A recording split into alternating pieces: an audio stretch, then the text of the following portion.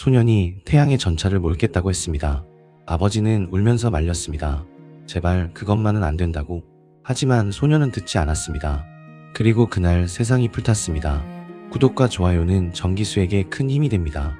태양의 신 헬리오스에게는 아들이 하나 있었습니다. 이름은 파에톤, 빛나는 자라는 뜻이었습니다. 하지만 파에톤은 아버지와 함께 살지 못했습니다. 어머니 클리메네와 함께 인간 세상에서 자랐습니다. 파에톤은 자기 아버지가 태양의 신이라는 것을 알고 있었습니다. 어머니가 어릴 때부터 말해주었기 때문입니다. 내 아버지는 하늘을 가로지르는 분이시다. 매일 아침 동쪽에서 떠올라 저녁에 서쪽으로 지는 그 빛이 바로 내 아버지란다. 파에톤은 그 말을 자랑스럽게 여겼습니다. 하지만 자랑스러운 만큼 아픈 것도 있었습니다. 아버지를 한 번도 만나본 적이 없었기 때문입니다. 매일 하늘을 올려다보았습니다. 저 태양이 정말 내 아버지일까? 저 빛 속에 정말 아버지가 타고 있을까? 그러던 어느 날 일이 벌어졌습니다. 에파포스라는 소년이 파에톤을 비웃었습니다. 에파포스는 제우스와 이오 사이에서 태어난 아들이었습니다. 신의 아들이라는 것이 누구나 아는 사실이었습니다. 에파포스가 말했습니다. 내 아버지가 태양신이라고? 증거가 뭔데? 어머니가 그렇게 말했다고? 그건 내 어머니가 거짓말한 거 아니야? 그 말이 파에톤의 가슴에 박혔습니다. 파에톤은 울면서 어머니에게 달려갔습니다. 어머니, 제 아버지가 정말 태양신 헬리오스입니까? 에파포스가 저를 비웃었습니다. 어머니가 거짓말을 한 거라고 했습니다. 증거를 보여달라고 했습니다. 클리메네는 두 팔을 들어 하늘을 가리키며 말했습니다. 저 빛을 보아라, 파에톤. 내가 내게 거짓을 말한 적이 없다. 만약 내 말을 못 믿겠다면 동쪽 끝으로 가거라. 내 아버지의 궁전이 그곳에 있다. 직접 가서 물어보아라. 파에톤은 그 길로 떠났습니다. 동쪽으로 세상의 끝을 향해 걸었습니다. 오비디우스는 헬리오스의 궁전을 이렇게 묘사했습니다. 높은 기둥 위에 세워진 궁전, 금과 은으로 빛나고 보석으로 장식된 문, 천장에는 하늘이, 바닥에는 바다가, 벽에는 온 세상이 새겨져 있었습니다. 그 궁전의 가장 높은 곳에 헬리오스가 앉아 있었습니다. 보라색 옷을 입고 보석이 박힌 왕좌에 앉아 눈이 부시게 빛나고 있었습니다. 파에톤이 아버지 앞에 섰습니다. 하지만 너무 밝아서 가까이 다가갈 수 없었습니다. 눈을 찡그리며 멀리서 말했습니다. 저는 파에톤입니다. 클리메네의 아들입니다. 당신이 제 아버지입니까? 헬리오스가 빛을 조금 거두었습니다. 아들을 바라보며 미소 지었습니다. 그렇다, 파에톤. 네가 내 아들이다. 클리메네가 한 말은 모두 사실이다. 네가 의심하지 않도록 무엇이든 원하는 것을 말해라. 스틱스 강에 걸고 맹세하마. 스틱스 강이 맹세. 그것은 신들조차 깨뜨릴 수 없는 가장 무거운 서약이었습니다. 파에톤의 눈이 빛났습니다. 드디어 증명할 수 있는 기회가 온 것입니다. 에파포스에게, 세상 모든 사람에게 자기가 태양신의 아들이라는 것을 보여줄 기회. 파에톤이 말했습니다. 아버지의 태양마차를 하루만 몰게 해주십시오. 그 순간 헬리오스의 얼굴에서 빛이 사라졌습니다. 후회했습니다. 맹세한 것을 후회했습니다. 파에톤, 그것만은 안 된다. 네가 원하는 것은 무엇이든 주겠다. 하지만 태양마차만은 제발. 헬리오스가 아들의 어깨를 잡았습니다. 손이 떨리고 있었습니다. 내가 내 아버지인 것이 바로 그 증거다. 아버지이기 때문에 이것을 막는 것이다. 내 소원이 내 아들이 아닌 것을 증명하는구나. 아버지의 두려움으로 내가 아버지임을 알아다오. 오비디우스가 기록한 헬리오스의 원래 말이었습니다. 하지만 파에톤은 고개를 저었습니다. 헬리오스는 다시 한번 사정했습니다. 들어라, 파에톤. 그 마차는 신들도 몰기 어렵다. 전쟁의 신 아레스도 못한다. 제우스조차 내 마차를 몰지 않는다. 제우스의 번개가 아무리 강해도 태양의 불길에는 미치지 못한다. 길은 하늘 한가운데 있다. 처음에는 가파르게 올라간다. 아침마다 나도 두렵다. 말들이 한번 미끄러지면 끝이다. 너무 높이 올라가면 하늘의 궁전들이 탄다. 너무 낮게 내려오면 땅이 탄다. 그 사이의 좁은 길을 정확하게 가야 한다. 하늘에는 무서운 것들이 있다. 황소자리의 뿔이 길을 가로막고, 사자자리가 이빨을 드러내고, 정갈자리가 독이 든 꼬리를 치켜든다. 그리고 말들, 내 말이 불의 말, 입에서 불을 품고 콧구멍에서 연기를 내뿜는 말들이다.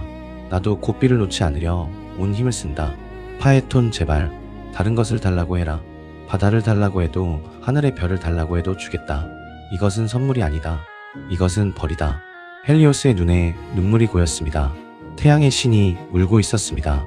매일 세상을 비추는 그 빛이 지금은 아들 앞에서 흐려지고 있었습니다. 하지만 파에톤은 듣지 않았습니다. 어린 자존심이 아버지의 경고보다 컸습니다. 에파포스에게 비웃음당한 기억이 아버지의 눈물보다 뜨거웠습니다. 아버지 약속하셨습니다. 스틱스 강에 걸고 헬리오스는 고개를 떨구었습니다. 맹세는 깨뜨릴 수 없었습니다. 새벽이 밝아왔습니다. 여명의 여신 에오스가 동쪽 문을 열었습니다. 별들이 하나둘 사라졌습니다. 헬리오스가 마차를 준비시켰습니다. 네 마리 브레말, 피로에이스, 아이톤, 아에톤, 플레곤. 입에서 불꽃을 뿜으며 발굽으로 대지를 찼습니다. 헬리오스가 아들의 얼굴에 특별한 기름을 발랐습니다. 태양의 열기를 견딜 수 있도록. 그리고 마지막으로 말했습니다. 파에톤 들어라. 채찍을 쓰지 마라. 고삐를 꽉 잡아라. 말들이 알아서 간다. 너무 높이도 너무 낮게도 가지 마라. 수레바퀴 자국이 하늘에 나 있다. 그 자국을 따라가거라. 파에톤이 마차에 올랐습니다. 마차는 생각보다 가벼웠습니다. 금과 은으로 만들어진 마차가 파에톤의 무게에 흔들렸습니다. 헬리오스가 탈 때는 무겁고 단단했던 마차가 소년이 타니 빈 배처럼 출렁거렸습니다. 고삐를 잡았습니다. 가슴이 뛰었습니다. 두려움보다 기대가 더 컸습니다. 드디어 세상에 증명할 수 있다. 나는 태양신의 아들이다. 에파포스야, 보아라. 동쪽의 문이 활짝 열렸습니다. 출발. 말들이 뛰기 시작했습니다. 처음에는 괜찮은 것 같았습니다. 마차가 하늘로 올라갔고 구름 사이를 지나갔고 바람이 얼굴을 스쳤습니다. 아래로 세상이 보였습니다. 산이 개미만큼 작았습니다. 바다가 물웅덩이처럼 보였습니다. 파에톤은 웃었습니다. 이 순간이 파에톤의 인생에서 가장 빛나는 순간이었습니다. 그리고 마지막 순간이기도 했습니다. 하지만 그것은 잠깐이었습니다. 말들이 이상한 것을 느꼈습니다. 고삐를 잡은 손이 평소와 다르다. 등 뒤의 무게가 평소보다 가볍다. 이것은 헬리오스가 아니다. 말들이 고개를 돌려 뒤를 보았습니다. 어린 소년이 두 손으로 고삐를 잡고 있었습니다. 얼굴이 하얗게 질려 있었습니다. 그 순간 말들의 눈이 바뀌었습니다. 더 이상 주인의 명령을 따를 필요가 없었습니다. 말들이 궤도를 벗어났습니다. 먼저 위로 치솟았습니다. 하늘 높이, 더 높이. 별들이 가까이 다가왔습니다. 정갈자리가 꼬리를 치켜들었고 파에톤은 비명을 질렀습니다. 공포에 질린 파에톤이 고삐를 놓아버렸습니다.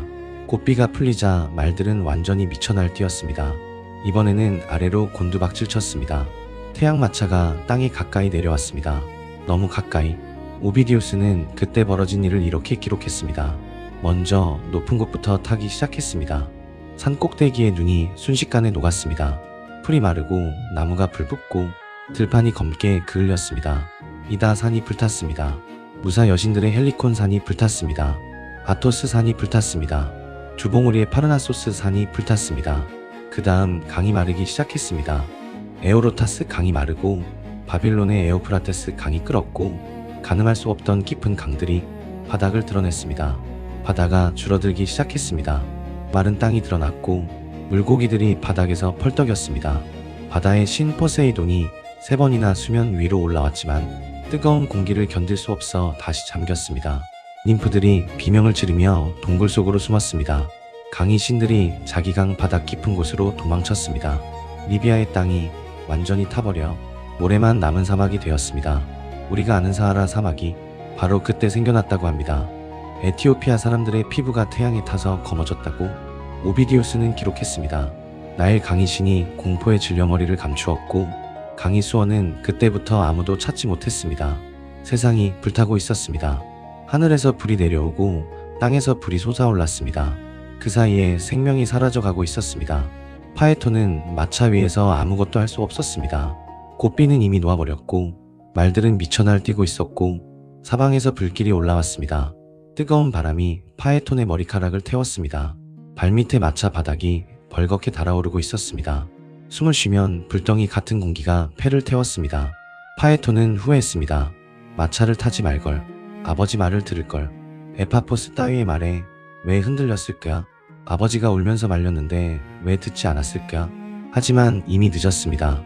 고삐를 잡을 수도 없었고 놓을 수도 없었습니다.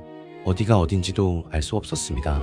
그때 대지의 여신 가이아가 참다 못해 외쳤습니다. 대지가 갈라진 틈 사이로 가이아의 목소리가 울려 퍼졌습니다. 신들의 왕이시여, 만약 제가 불에 타서 죽어야 한다면 그것도 운명이겠지요. 하지만 이대로 두면 모든 것이 끝납니다. 아틀라스가 하늘을 짊어진 어깨마저 타고 있습니다. 바다가 마르고 강이 사라지고 저의 몸이 갈라지고 있습니다. 제발 제발 멈추어 주십시오. 가이아의 목소리가 그을린 연기 사이로 올림포스에 닿았습니다. 제우스가 하늘을 올려다보았습니다. 태양마차가 제멋대로 하늘을 가르고 있었습니다. 불의 말들이 미친 듯이 날뛰고 있었습니다. 그리고 마차 위에는 어린 소년이 공포에 질린 채 매달려 있었습니다. 제우스는 알고 있었습니다. 이것을 멈추려면 방법은 하나뿐이라는 것을. 마차를 부수어야 합니다. 그리고 마차 위에 있는 소년도 함께, 제우스도 잠깐 망설였을 것입니다. 하지만 소년 하나를 살리면 세상이 멸망합니다. 제우스가 번개를 들었습니다. 올림포스의 가장 높은 봉우리에 올라갔습니다. 평소에는 구름을 모아 비를 내리는 손이 오늘은 번개를 쥐고 있었습니다. 그리고 던졌습니다. 번개가 태양 마차를 관통했습니다. 마차가 산산조각 났습니다. 바퀴가 이쪽으로 축이 저쪽으로 날아갔습니다. 불의 말들이 고삐에서 풀려 사방으로 흩어졌습니다. 그리고 파에톤, 머리카락에 불이 붙은 채 밤하늘을 가르며 떨어졌습니다. 마치 별똥별처럼. 먼 곳에서 보면 하늘에서 빛나는 무엇인가가 길게 꼬리를 그으며 떨어지는 것처럼 보였을 것입니다. 파에톤은 에리다노스 강에 떨어졌습니다. 강물이 타오르는 소년의 몸을 받아주었습니다. 연기가 강 위로 피어올랐습니다.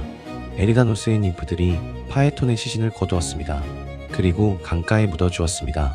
묘비에는 이렇게 새겨졌습니다. 여기 파에톤이 잠들다.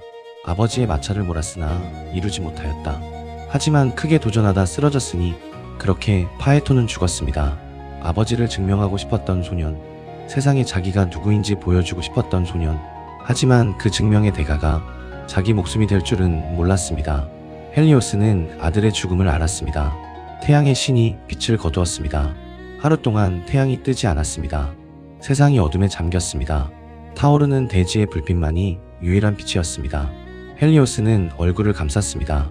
매일 아침 세상을 비추던 그 빛나는 얼굴을 두 손으로 가리고 울었습니다. 오비디우스는 헬리오스가 이렇게 말했다고 기록했습니다. 내 아들의 운명은 이것으로 충분하다. 태어난 이래 나는 쉰 적이 없다. 하지만 오늘만은 빛을 거두겠다. 다른 신이 태양을 몰고 싶다면 몰아라. 제우스가 몰고 싶다면 몰아라. 적어도 마차를 모는 동안은 아들을 죽이는 번개를 던지지 못할 것이다. 아버지의 처절한 슬픔이었습니다. 스틱스 강에 맹세하지 않았더라면, 소원을 묻지 않았더라면, 아니 아들을 더 자주 만나 주었더라면 파에톤이 굳이 아버지를 증명할 필요가 없었을 것입니다. 에파포스의 조롱 따위에 흔들리지 않았을 것입니다.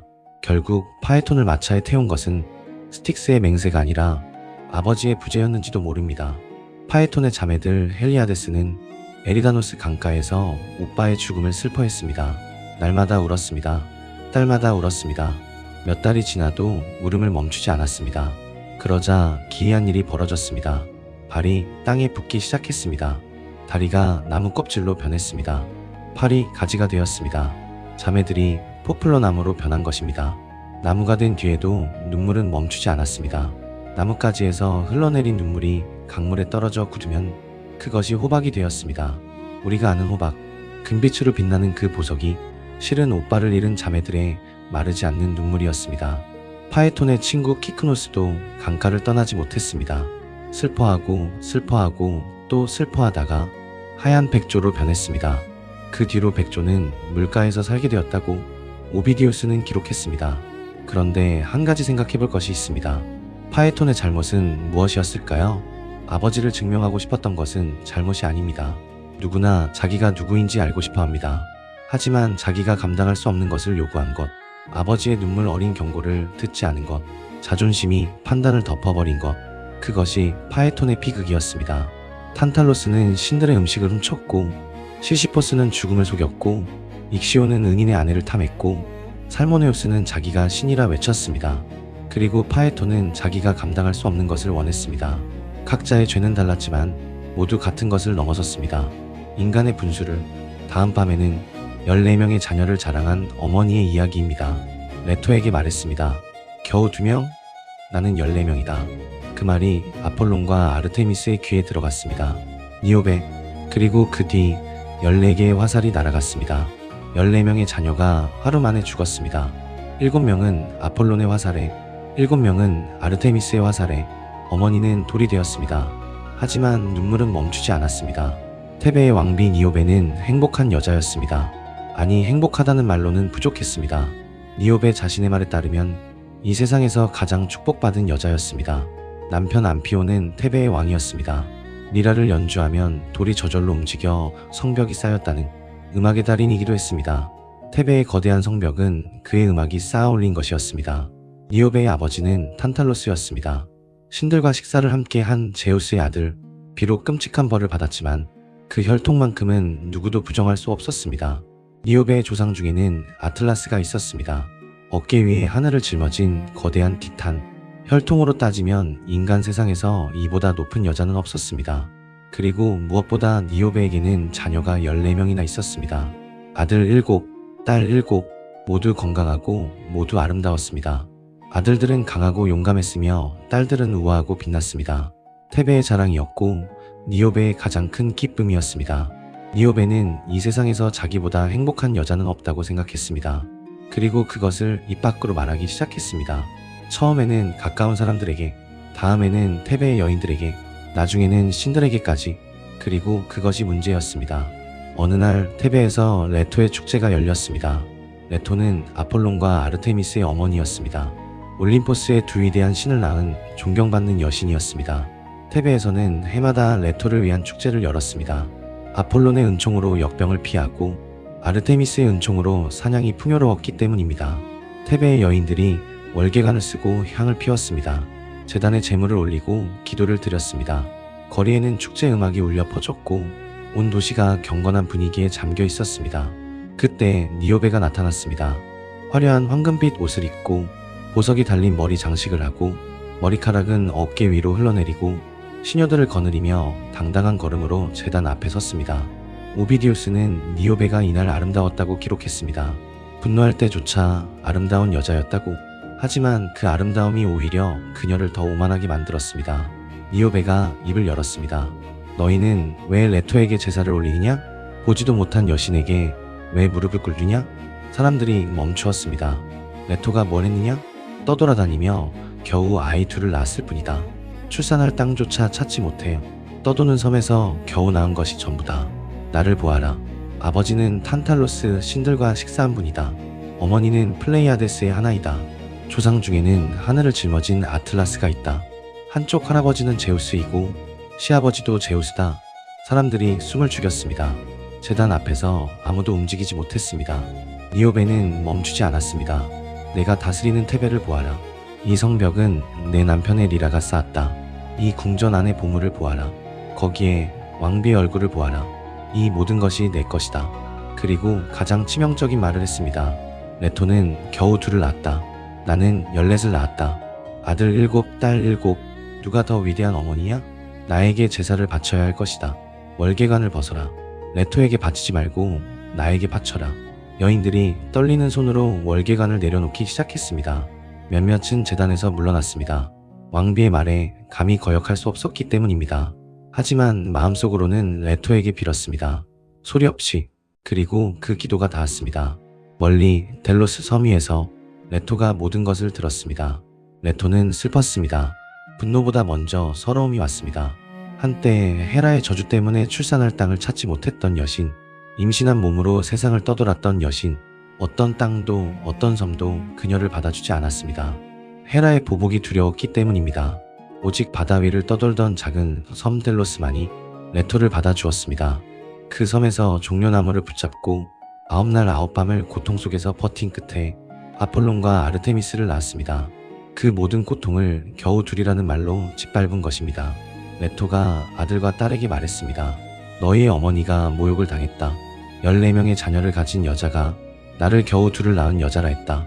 나는 어머니라 불리기조차 부끄럽다고 했다. 아폴론의 눈이 태양처럼 타올랐습니다. 아르테미스의 눈이 달빛처럼 차갑게 빛났습니다. 두 신은 구름을 타고 테베로 향했습니다. 말없이 화살통을 등에 지고 먼저 아폴론이 움직였습니다. 테베의 넓은 들판에서 니오베의 아들들이 운동을 하고 있었습니다. 맏아들 이스메노스는 말을 타고 있었고 시필루스는 레슬링을, 다른 형제들은 활쏘기와 원반 던지기를 하고 있었습니다. 아무것도 모른 채, 어머니가 한 말을 아무것도 모른 채 어머니가 레토를 모욕한 그 시각에 아들들은 웃으며 놀고 있었습니다. 아폴론이 구름 위에서 은빛 활을 들었습니다. 시위를 당겼습니다. 활을 쏘는 것은 아폴론의 본업이었습니다.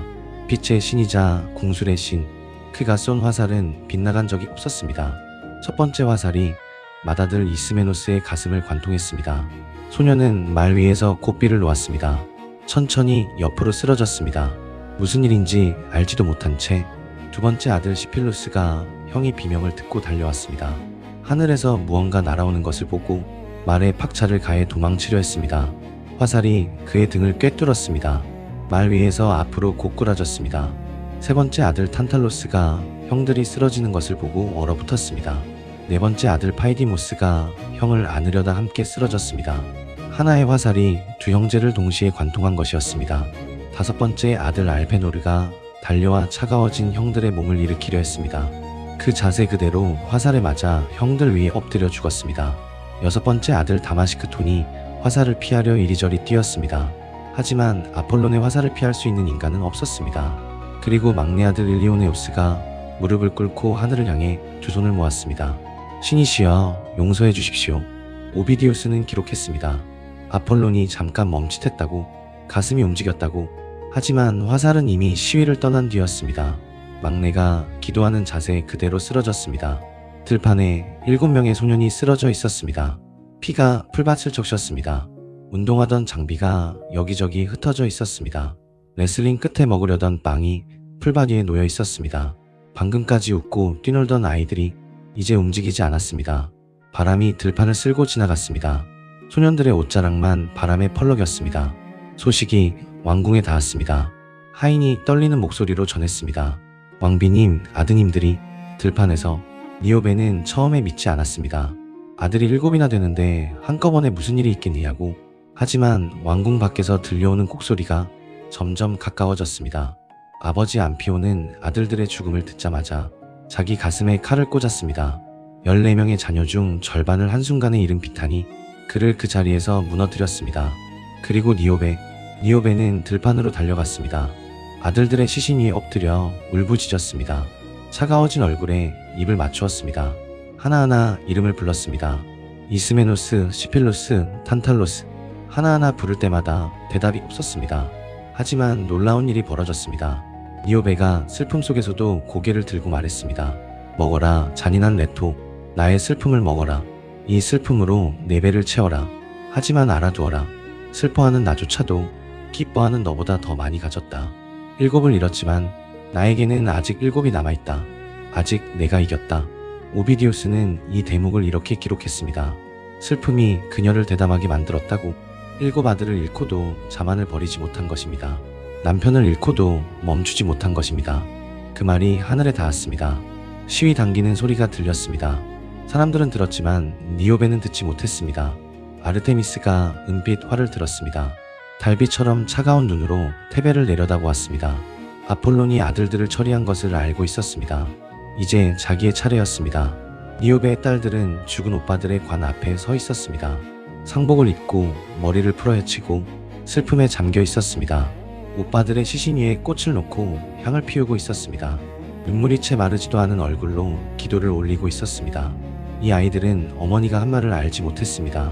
레토를 모욕한 것도, 아직 내가 이겼다고 외친 것도 딸들은 몰랐습니다. 하지만 벌은 가리지 않았습니다. 첫 번째 화살이 날아왔습니다. 큰딸이 오빠의 관 위에 쓰러졌습니다. 옆구리에 꽂힌 화살을 뽑으려다가 그대로 고개를 떨구었습니다. 두 번째 딸이 어머니에게 달려가다가 쓰러졌습니다. 세 번째 딸이 도망치다가 무릎이 꺾여 엎드러졌습니다. 네 번째 딸이 언니의 몸 뒤에 숨었지만 화살이 언니를 관통하고 그녀까지 꿰뚫었습니다. 다섯 번째 딸은 제단 앞에 엎드려 신에게 빌었습니다. 여섯 번째 딸은 공포에 떨며 한쪽 구석에 웅크리고 있었습니다. 둘 다 소용없었습니다. 니오베는 미칠 것 같았습니다. 아침에 아들 7, 지금 딸이 하나씩 쓰러지고 있었습니다. 마지막 딸 하나만 남았습니다. 가장 어린 딸이었습니다. 가장 작은 딸이었습니다. 니오베가 마지막 딸을 두 팔로 감쌌습니다. 온몸으로 덮었습니다. 방패가 되려 했습니다. 등으로 하늘을 막으려 했습니다. 이제야 니오베는 무릎을 꿇었습니다. 자만은 사라지고 오직 어머니만 남았습니다. 그리고 하늘을 향해 외쳤습니다. 이 하나만, 제발 이 하나만은 살려주십시오. 가장 어린 이 하나만은 제가 잘못했습니다.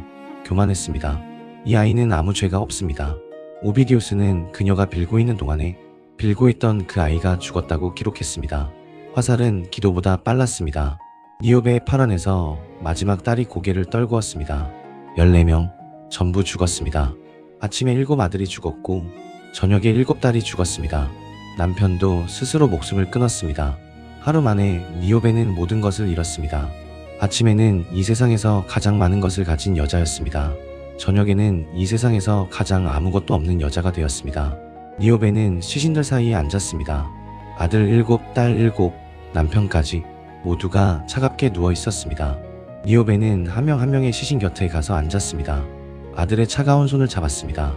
딸의 흐트러진 머리카락을 쓸어 넘겨 주었습니다. 마지막 딸은 여전히 니오베의 팔 안에 있었습니다. 하지만 이제 니오베의 입에서는 소리가 나오지 않았습니다. 울지도 못했습니다. 슬픔이 눈물보다 깊었기 때문입니다. 울음이 소리보다 무거웠기 때문입니다. 눈물이 말랐습니다. 머리카락이 바람에도 움직이지 않았습니다. 얼굴에 혈색이 사라졌습니다. 눈이 한 곳을 응시한 채 멈추었습니다. 혀가 입천장에 굳었습니다. 핏줄이 멈추었습니다. 목이 돌아가지 않았고 팔이 움직이지 않았고 발이 걸을 수 없게 되었습니다. 안에서부터 돌이 되어가고 있었습니다. 오비디우스는 기록했습니다. 니오베의 내장이 돌이 되었다고, 뼈가 돌이 되고 살이 돌이 되었다고. 하지만 눈물만은 멈추지 않았습니다. 세상의 모든 것이 돌이 되었는데 슬픔만은 돌로 변하지 않았습니다. 완전히 돌이 된 뒤에도 바위 표면으로 물이 흘러내렸습니다. 쉬지 않고 멈추지 않고 회오리 바람이 그 바위를 들어올려 고향 시필루스 산 꼭대기에 내려놓았습니다. 미디아의 시필루스 산, 니오베의 혈통이 시작된 곳, 탄탈로스가 신들과 식사했던 그 땅. 니오베는 모든 것이 시작된 곳으로 돌아간 것입니다. 하지만 여왕으로서가 아니라 바위로서, 그리고 그 바위는 지금도 거기 있다고 고대인들은 믿었습니다. 실제로 시필루스 산에는 여인의 얼굴을 닮은 바위가 있었고 비가 올 때면 바위에서 물이 흘러내렸습니다. 사람들은 수천 년 동안 말했습니다. 니오베가 아직 울고 있다. 이 이야기가 얼마나 깊이 남았는지는 호메로스의 일리아스가 증명합니다. 트로이 전쟁의 마지막, 아킬레우스가 아들 헥토르의 시신을 찾으러 온 트로이의 늙은 왕 프리아모스에게 이렇게 말했습니다. 먹으시오, 늙은 왕이여. 니오베조차 14명의 자식을 잃고서도 결국은 먹었소. 울다가 돌이 되기 전에 그래도 먹었소. 슬픔에는 끝이 있어야 하오. 전쟁터에서조차 니오베의 이야기는 슬픔의 크기를 재는 기준이 되었습니다. 14명의 자녀를 잃은 어머니의 슬픔, 그보다 더 큰 슬픔은 그리스 신화에 없었습니다. 그런데 생각해볼 것이 있습니다. 니오베의 잘못은 자녀를 자랑한 것이었을까요? 어머니가 자기 자녀를 자랑하는 것은 자연스러운 일입니다. 14명의 건강한 아이를 키운다면 자랑스럽지 않을 어머니가 어디 있겠습니까? 하지만 니오베는 자기 자녀를 자랑하기 위해 다른 어머니의 자녀를 깎아내렸습니다.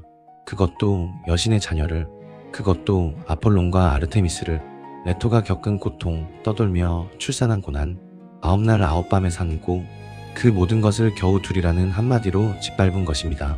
그리고 더 무서운 것은 아들 7을 잃고도 멈추지 않았다는 것입니다. 아직 내가 이겼다. 슬픔 속에서조차 자만은 살아있었습니다. 탄탈로스는 아들을 요리했고, 시시포스는 죽음을 속였고, 익시오는 은인을 배신했고, 살모네우스는 신을 흉내냈고, 파에토는 감당할 수 없는 것을 원했습니다. 그리고 니오베는 멈출 수 있었는데 멈추지 않았습니다. 기회가 있었는데 참지 않았습니다. 아들 7이 죽었을 때 무릎을 꿇었다면 딸 7은 살았을지도 모릅니다. 자만의 가장 무서운 점은 벌을 받으면서도 깨닫지 못한다는 것입니다. 니오베는 결국 깨달았습니다. 마지막 딸을 감싸며 제가 잘못했습니다 라고 외쳤습니다. 하지만 이미 늦었습니다. 14번째 화살이 떠난 뒤에야 무릎을 꿇었습니다. 첫 번째 화살 때 꿇었어야 했습니다. 다음 밤에는 신에게 도전한 처녀의 이야기입니다. 아테나에게 배짜기를 도전했고, 그리고 그녀가 짠 천에는 제우스의 모든 바람이 그려져 있었습니다. 아라크네, 니오베의 이야기는 여기까지입니다. 인간이 신에게 도전했습니다. 배짜기로. 그리고 그 천에는 신들의 가장 부끄러운 비밀이 전부 짜여 있었습니다. 아테나는 분노했습니다. 하지만 흠잡을 수가 없었습니다. 구독과 좋아요는 정기수에게 큰 힘이 됩니다. 리디아 지방 콜로폰 근처의 작은 마을 히파이파, 그곳에 이드문이라는 염색공이 살았습니다. 양털을 물들이는 것이 직업인 평범한 장인이었습니다. 포카이아산 보라색 염료가 그의 전문이었습니다. 어머니는 이미 세상을 떠났고 아버지 이드문 혼자서 딸을 키웠습니다. 그의 딸은 평범하지 않았습니다. 아라크네는 배를 짰습니다. 아버지가 물들인 실을 받아 배틀 앞에 앉으면 그 손에서 세상에 없는 천이 나왔습니다. 색이 살아있었고 그림이 숨을 쉬었고 사람들은 그 천을 보면 진짜 사람이 서 있는 줄 알았습니다. 파란색을 넣으면 바다가 출렁였습니다. 초록색을 넣으면 플립의 이슬이 맺힌 것 같았습니다. 보라색과 금색이 만나는 자리에는 노을이 지고 있었습니다. 실 하나하나가 살아있었고 색 하나하나가 빛을 품고 있었습니다. 소문이 퍼졌습니다. 리디아 전체에 퍼졌습니다. 리디아의 님프들이 숲에서 나와 구경을 왔습니다. 트몰루스 산의 님프들이 포도밭을 떠나 찾아왔습니다. 팍톨로스 강의 님프들이 황금빛 물을 떠나 구경을 왔습니다. 완성된 천뿐 아니라 만드는 과정조차 아름다웠기 때문입니다. 오비디우스는 기록했습니다. 실을 뭉치에서 풀어내는 동작이, 실을 손가락으로 돌리는 동작이, 구름처럼 부드러운 양털을 뽑아내는 동작이, 배틀에 북을 넣고 빼는 동작이, 빗으로 실을 다듬는 동작이 하나하나가 예술이었다고, 아라크네를 보면 아테나에게 배운 것이 틀림없다는 것을 알 수 있었다고. 하지만 바로 이 말이 문제였습니다. 사람들이 말했습니다. 아테나에게 배운 것이 틀림없다. 기술의 여신에게서 배웠으니 저렇게 잘 짜는 것이다. 아테나의 제자다. 아라크네가 이 말을 들었습니다. 그리고 분노했습니다. 아라크네에게 이 말은 칭찬이 아니었습니다. 모욕이었습니다. 자기 실력을 부정하는 것이었습니다. 아테나에게 배웠다고? 나는 누구에게도 배운 적이 없다. 이 손이, 이 기술이 전부 내 것이다. 아테나가 직접 온다 해도 나와 겨루면 질 것이다. 만약 내가 진다면 어떤 벌이든 받겠다. 대담한 말이었습니다. 아니, 무모한 말이었습니다. 인간이 신에게 도전한다는 것은 목숨을 거는 것과 같았습니다. 탄탈로스가 신을 속였다가 영원히 굶주렸고, 시시퍼스가 죽음을 속였다가 영원히 바위를 굴렸고, 니오베가 레토를 모욕했다가 14명의 자녀를 잃었습니다. 하지만 아라크네는 두려워하지 않았습니다. 자기 실력에 대한 확신이 두려움보다 컸기 때문입니다. 이 소문이 올림포스에 닿았습니다. 아테나, 지혜의 여신이자 기술의 여신, 전쟁의 여신이자 배짜기의 수호신. 아테나는 직접 내려가기로 했습니다. 하지만 처음부터 벌을 주러 간 것이 아니었습니다. 아테나는 먼저 기회를 주려 했습니다. 아테나는 늙은 여인으로 변장했습니다. 허리가 굽고 지팡이를 짚고 흰 머리카락이 이마 위로 늘어진 노파, 느릿느릿한 걸음으로 아라크네의 작업장에 들어갔습니다. 아라크네는 배틀 앞에 앉아 일하고 있었습니다. 노파가 아라크네 앞에 섰습니다. 아가야, 내 말을 들어라. 늙은이의 충고를 무시하지 마라. 나이에서 나오는 지혜가 있는 법이다. 인간들 사이에서 최고가 되는 것은 좋다. 누가 뭐라 하겠느냐. 하지만 신에게 도전하는 것은 다른 일이다. 네가 한 말을 거두어라. 여신에게 용서를 빌어라. 아테나는 너그러운 분이시니 빌면 용서해 주실 것이다. 아라크네가 손을 멈추었습니다. 노파를 올려다보았습니다. 오비디우스는 아라크네의 얼굴에 잠깐 빗기가 올랐다가 다시 가라앉았다고 기록했습니다. 화가 났지만 억눌렀습니다. 그리고 차갑게, 아주 차갑게 말했습니다. 늙은이여, 너무 오래 살았더니 정신이 흐려졌구나. 그 충고는 내 며느리에게나 해라. 내 딸에게나 해라. 나는 내가 알아서 한다. 내 생각은 바뀌지 않았다. 아테나가 왜 직접 오지 않는 것이냐? 왜 늙은이를 보내 충고를 시키느냐? 도전을 피하는 것이냐? 노파가 멈추었습니다. 미소가 사라졌습니다. 그리고 변했습니다. 굽었던 허리가 한순간에 펴졌습니다. 흰 머리카락이 사라졌습니다. 주름이 사라지고 날카로운 얼굴이 나타났습니다. 지팡이가 사라지고 황금 투구가 나타났습니다. 방패 아이기스가 빛났습니다. 회색 눈이 신의 빛으로 타올랐습니다. 아테나였습니다. 작업장 안이 신의 빛으로 가득 찼습니다. 님프들이 무릎을 꿇었습니다. 마을 사람들이 얼굴을 땅에 대었습니다. 비명을 지르는 사람도 있었습니다. 하지만 아라크네는 무릎을 꿇지 않았습니다. 오비디우스는 아라크네의 얼굴이 붉어졌다고 기록했습니다. 그리고 다시 창백해졌다고, 마치 새벽 하늘이 붉어졌다가 해가 뜨면 하얗게 되는 것처럼 두려웠을 것입니다. 하지만 물러서지 않았습니다. 자기 실력에 대한 확신이 신 앞에서도 흔들리지 않았습니다. 아테나가 말했습니다. 좋다. 도전을 받아들이겠다. 대결이 시작되었습니다. 두 개의 배틀이 나란히 놓였습니다. 같은 크기, 같은 높이, 실이 팽팽하게 당겨졌습니다. 신과 인간이 나란히 앉았습니다. 두 사람 다 옷소매를 팔꿈치까지 걷어 올렸습니다. 두 사람 다 손이 빠르게 움직이기 시작했습니다. 북이 움직이기 시작했습니다. 빛이 실을 눌렀습니다. 색실이 들어가기 시작했습니다. 보라색, 금색, 붉은색, 바다색. 오비디우스는 두 사람의 작업 속도가 놀라울 정도로 빨랐다고 기록했습니다. 배틀 위에서 색이 번져가는 것이 마치 비긴 뒤 무지개가 피어나는 것 같았다고 구경하는 ним프들도 마을 사람들도 숨을 죽이고 지켜보았습니다. 먼저 아테나가 짰습니다. 아테나의 손이 움직이자 실이 빛을 머금으며 천 위의 자리를 잡았습니다. 아테나의 천에는 신들의 위엄이 담겨 있었습니다. 중앙에는 아테네 쟁탈전이 펼쳐졌습니다. 아테나와 포세이돈이 아테네의 수호신 자리를 놓고 겨루는 장면.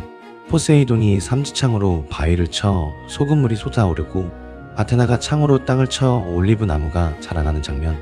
올림포스 12신이 둘러앉아 심판하는 장면. 제우스가 중앙에 위엄있게 앉아 있었습니다. 각 신의 모습이 정확하게 위엄있게 그려져 있었습니다. 그리고 네 귀퉁이에는 경고가 짜여 있었습니다. 신에게 도전했다가 벌받은 인간들, 산으로 변한 자, 새가 된 자, 돌이 된 자, 눈이 된 자, 네 가지 벌, 네 가지 경고. 테두리에는 올리브 가지가 둘러져 있었습니다. 아테나 자신의 상징으로 마무리한 것입니다. 메시지는 분명했습니다. 나는 여신이다. 도전하지 마라. 이제 아라크네가 짰습니다. 아라크네의 손도 빛나고 있었습니다. 신의 빛이 아니라 기술의 빛이었습니다. 아라크네의 천에는 신들의 부끄러운 비밀이 담겨 있었습니다.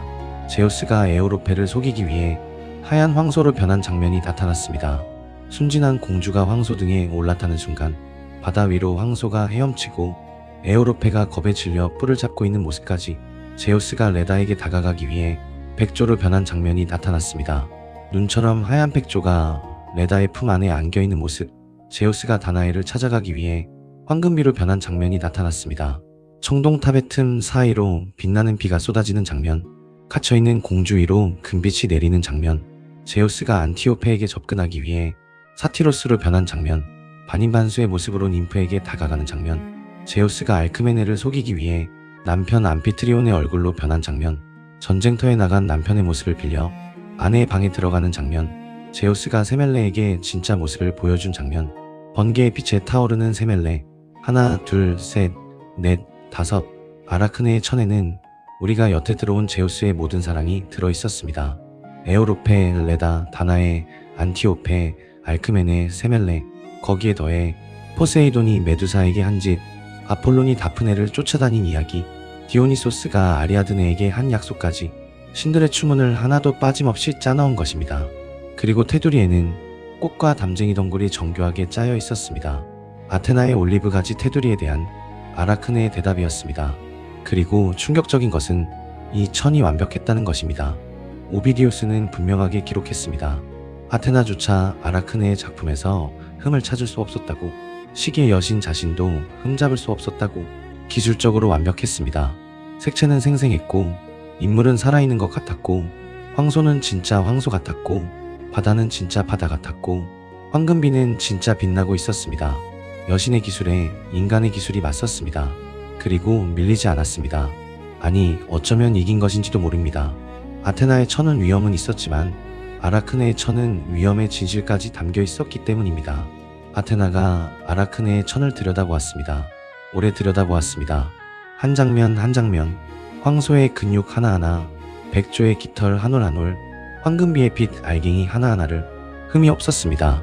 실 하나 잘못 꼬인 것이 없었습니다. 색 하나 어울리지 않는 것이 없었습니다.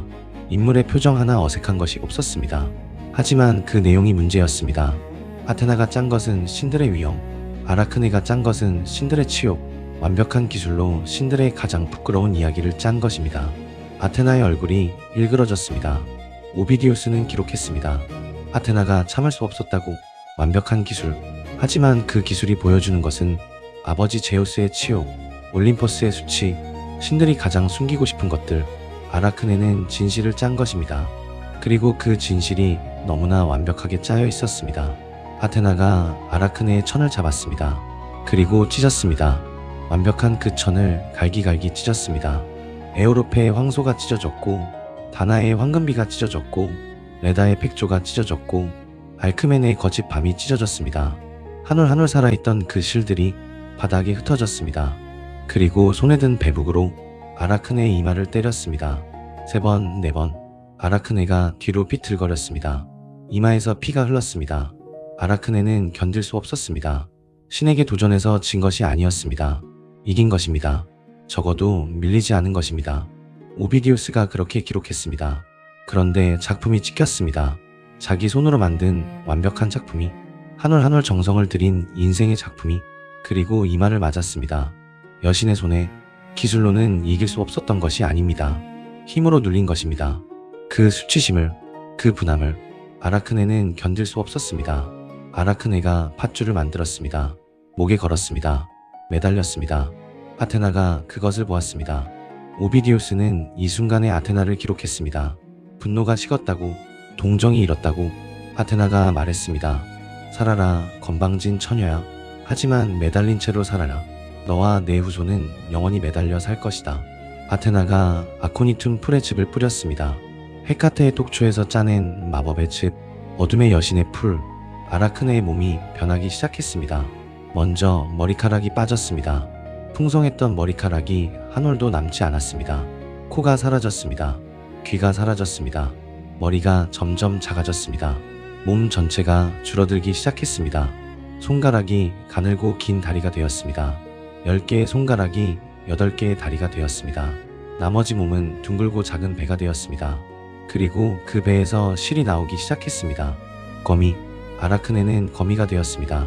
매달린 밧줄은 거미줄이 되었습니다. 목에 감겨있던 줄이 거미가 매달리는 줄이 된 것입니다. 아라크네는 지금도 거미줄을 짭니다. 영원히 실을 뽑고 짜고 매달립니다. 한때 배틀 앞에 앉아 세상에서 가장 아름다운 천을 짰던 그 손은 이제 8개의 다리가 되어 구석에서 어둠 속에서 거미줄을 짭니다. 아라크네라는 이름은 그리스어로 거미입니다. 그래서 거미의 학명은 지금도 아라크니드라 불립니다. 아라크네의 이름이 수천 년을 살아남은 것입니다. 그런데 생각해볼 것이 있습니다. 아라크네는 무엇을 잘못한 것일까요? 거짓을 짠 것이 아닙니다. 제우스가 황소로 변한 것은 사실이었습니다. 백조로 변한 것도 사실이었습니다. 황금비로 변한 것도, 남편 얼굴로 변한 것도 전부 사실이었습니다. 아라크네는 진실을 짠 것입니다. 완벽한 기술로. 그리고 벌을 받았습니다. 니오베는 자만이 멈추지 않아서 벌을 받았습니다. 파에토는 감당할 수 없는 것을 원해서 벌을 받았습니다. 탄탈로스는 신을 속여서 벌을 받았습니다. 하지만 아라크네는 실력이 있었고 진실을 말했고 도전을 받아주겠다는 신을 이겼는데 벌을 받았습니다. 아라크네의 잘못이 있다면 신이 숨기고 싶은 것을 드러낸 것입니다. 그것도 너무 완벽하게. 권력 앞에서 진실은 때로 가장 위험한 무기가 됩니다. 아라크네가 형편없는 천을 짰다면 아테나는 웃고 넘어갔을 것입니다. 완벽했기 때문에 용서받지 못한 것입니다. 어쩌면 이것이 가장 불공평한 벌인지도 모릅니다. 하지만 한 가지 분명한 것이 있습니다. 신들의 세계에서는 진실을 말하는 것과 진실을 말해도 되는 것은 다른 문제였습니다. 옳다고 해서 안전한 것이 아니었습니다. 실력이 있다고 해서 보호받는 것이 아니었습니다. 아라크네의 이야기로 제우스의 심판 10개의 이야기가 끝이 났습니다. 불을 훔친 프로메테우스, 상자를 연 판도라, 인류를 쓸어버린 대홍수, 아들을 요리한 탄탈로스, 죽음을 속인 시시포스, 은인을 배신한 익시온, 신을 흉내낸 살모네우스, 태양을 온전한 파에톤, 멈추지 않은 니오베, 그리고 진실을 짠 아라크네. 10명의 인간이 10가지 방식으로 신의 벌을 받았습니다. 신들의 심판은 언제나 같은 것을 말하고 있었습니다. 인간은 인간의 자리에 있어야 한다고, 그 선을 넘으면 돌아올 수 없다고. 하지만 그 선이 어디인지는 아무도 미리 알려주지 않았습니다. 넘어본 뒤에야 그곳이 선이었다는 것을 알게 됩니다. 그리고 그때는 이미 늦습니다. 다음 판부터는 새로운 이야기가 시작됩니다. 심판받는 인간이 아니라 심판하는 신들 자신의 이야기, 올림포스의 신들 하나하나의 이야기, 포세이돈이 아테나에게 졌던 그날의 이야기부터 오늘 밤 정기수야와는 여기까지입니다. 구독과 좋아요는 정기수에게 큰 힘이 됩니다. 알림을 켜두는 것도 잊지 마십시오. 안녕히 주무십시오.